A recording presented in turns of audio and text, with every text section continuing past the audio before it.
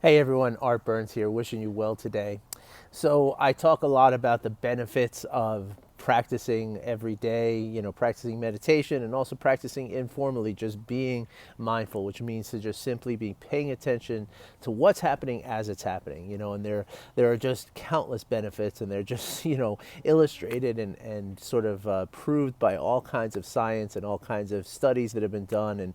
And you're talking about, when we're present, we're simply more happy. And of course, when we're more happy, we're less afraid. And when we're less afraid, we're less stressed, and so of course the benefits of the absence of stress in your life are the immense, right? So the physical health implications, like high blood pressure, obesity is associated with stress, irregular heartbeat, loss of memory, long-term loss of memory, all kinds of, and this is just a few, insomnia. And insomnia opens up a whole new subtext of health risks, which are, I could spend 20 minutes here talking about the risks, the health risks associated with insomnia alone. And insomnia is widely considered the one of the first results of chronic stress in your life, right? And then I mean, one of my favorites, and this is just so deeply important, right, is that there's these at the end of each of your chromosomes, right? Your cells, your body is made up of 55 trillion cells, give or take a few billion, and in each one of those cells is a nucleus, and inside that nucleus are chromosomes, right? In the nucleic acid, that's where your chromosomes are. Those are your genes. Those chromosomes tell your cells how to behave. They tell them how to divide and how to perform whatever function they're performing, right? And each one of those chromosomes has this little tiny cap at the end of it called a telomere. Okay, and the telomere can be seen very much. I've heard many different scientists and doctors say this, that it can be looked at just like the little plastic cap at the end of your shoelace, right? When that plastic cap falls off, your telomere, your shoelace will unravel, and you can't get the lace back through the hole, right? It becomes non-functional, right? Same thing happens with your chromosomes, right? It kind of fizzles out, it unwinds, and it no longer can tell your cell how to divide, how to perform, and that is often widely considered the end of that cell, right? The death of that cell. And of course, if enough cells die, the organism that the cells make up, of course, dies as well.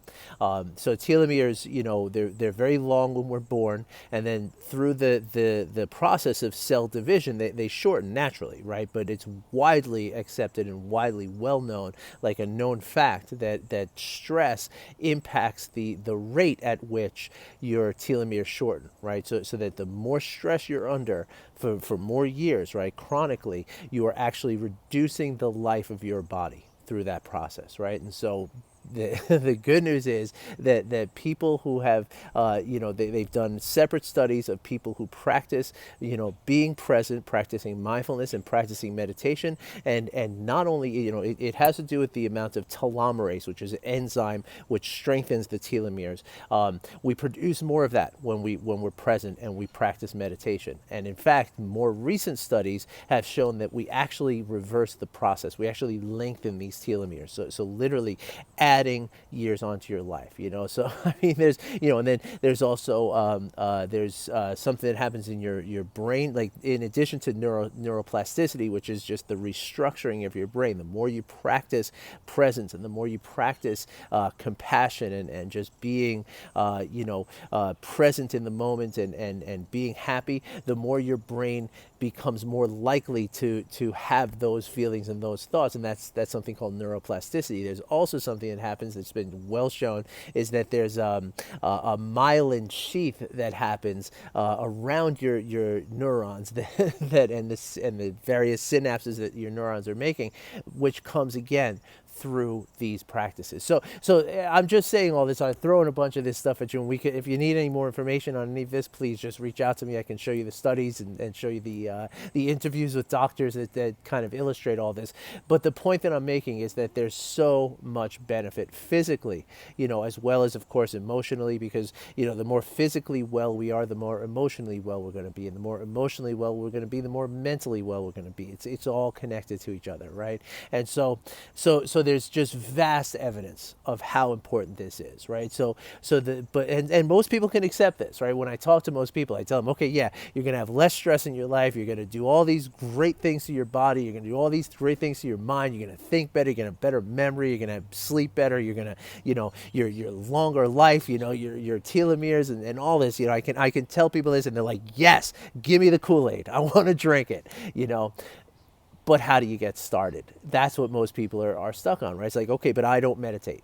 I don't know how to. I can't meditate because I have too many thoughts. It's just not what I do. It's not, I can't, take the time out of my day. I'm not that kind of person, Like I went to a yoga class once 5 years ago and I hated it, like that kind of stuff, right? Like that's the kind of stuff that I hear from people all the time, right? And so the best way to approach this and the best way to get into a regular mindfulness practice in order to attain all of those benefits that I just mentioned, right? The brain health, the emotional health, the physical health, the sleep, the lack of stress, all of that, right?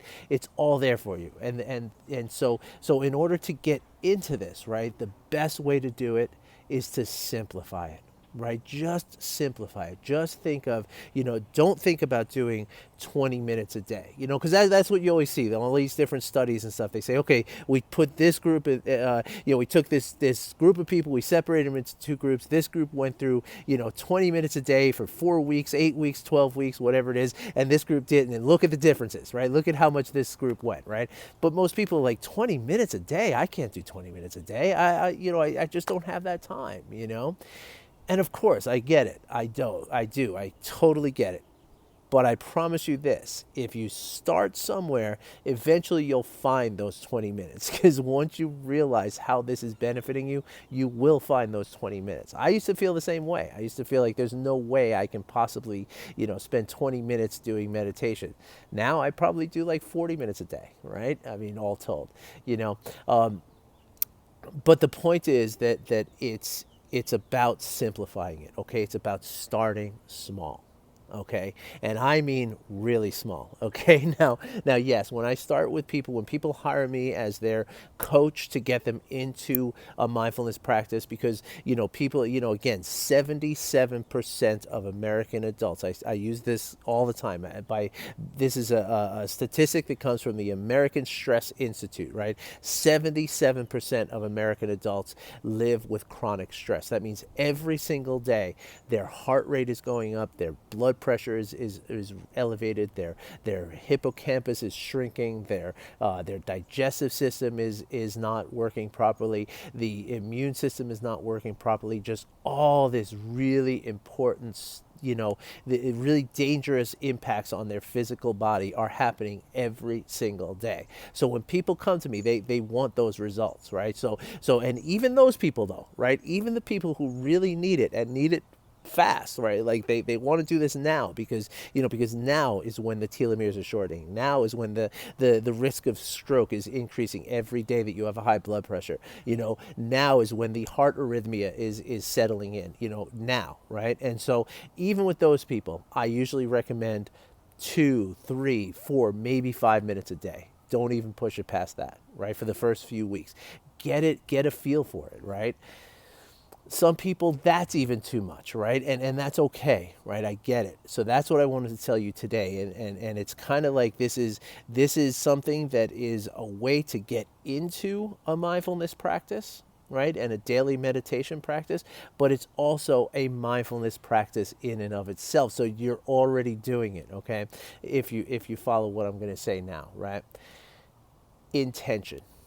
That's what it is, okay? So when we talk about mindfulness, right, like the definition of mindfulness is given to us by Jon Kabat-Zinn, who is the person who started, this sort of clinical, based, mindfulness, right, the stress reduction through mindfulness, right. He calls it mindfulness-based stress reduction, right.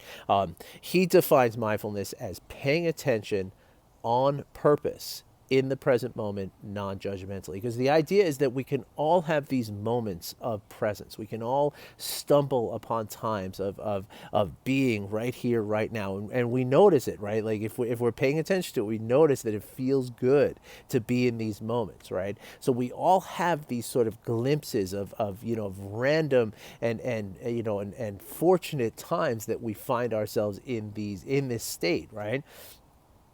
The idea is to do it on purpose, right? The idea is to do it intentionally. And the more we can, live with the intention of being present, of being, paying attention to what's happening as it's happening, and doing so without judgment, just not allowing ourselves to dwell in the judgment of our experiences, right? As we can do this, we build these habits, and that's when all of these benefits come, right? So we can start by just setting intentions, right? So what I would recommend to you, if all any of this stuff sounds interesting to you, it sounds like it's beneficial, it sounds like it's fun or attractive in any kind of way, I would recommend to you that you simply, as often as you can, right? And I love weaving technology into this stuff, right? Because we live with technology so much, right? Like it's so interwoven into our lives, So it's there already. So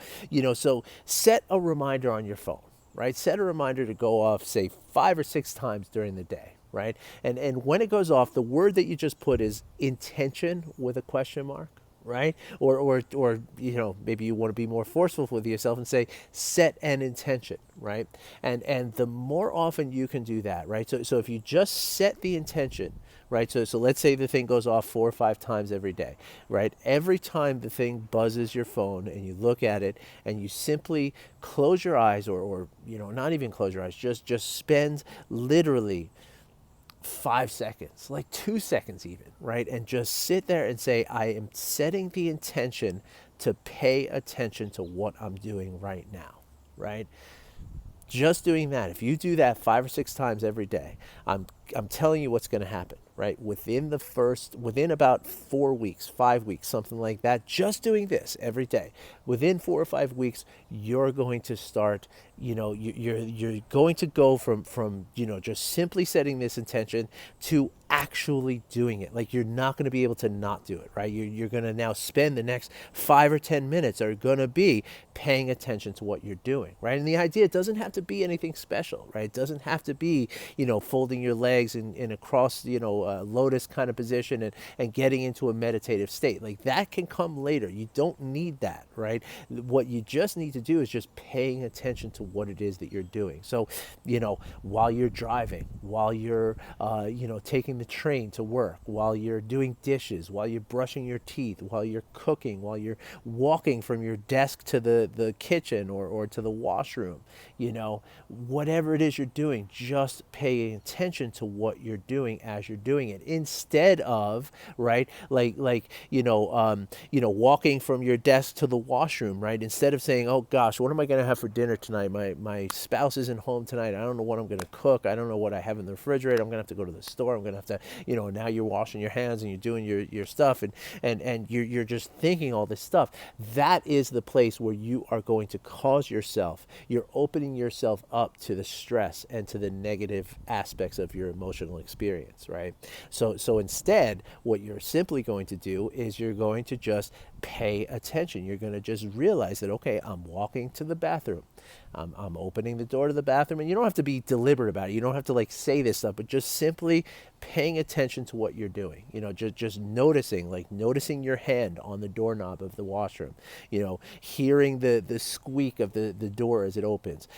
Hearing the sound of the water as you turn it on.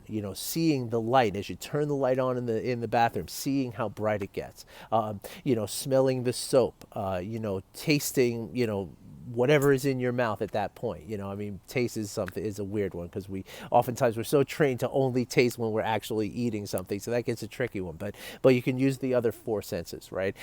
Sight, hearing, smell, and touch, right? Like feeling the sensation of that knob on the faucet handle, right? And then hearing the water, and then feeling the water on your hands, feeling the soap as it's lathering up, and feeling feeling that, and just and sensing the time going past as you're counting, and you're counting up to 20 seconds or whatever it is, because we're trained to do that now for COVID-19, right? So just paying attention to that, instead of, like I said, don't think about what's for dinner later. Don't think about, all the different emails that you have to send. Don't think about all the, the work that's coming and that you have, in front of you. Just think about what's happening right now. So if you set that intention to do that, right, it's going to come in little spurts, right? You're going to spend, at the beginning, the phone's going to go off and say, okay, set an intention. Okay, I'm intending to pay attention to what I'm doing, but your habits are going to be strong, right? So you're not going to, get it all at once right there, right? So you're going to set the intention. You're going to, okay, I set the intention to pay attention to what I'm doing. Now for maybe 5 or 10 seconds, you're going to pay attention to it, but then that thought's going to come in your mind, like, oh, dinner, what's in the fridge? Well, I got to go to the store, or do I have gas in the car? What, I got to check my where's my wallet? That kind of stuff, right?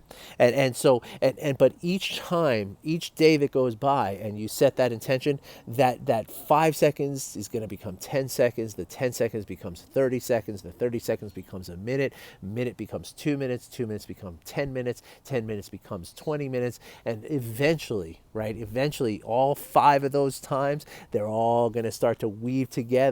And now all day, you're going to be paying attention to what you're doing. And now you're practicing mindfulness. And as I said, setting the intention itself means to practice mindfulness, right? Like, that is part of it. That is just sitting there and setting the intention brings you into the present moment, right? Because you're setting an intention now. You're not setting an intention in a half hour, or in 2 hours, or yesterday, or the day before yesterday, or next week. You're setting the intention right now.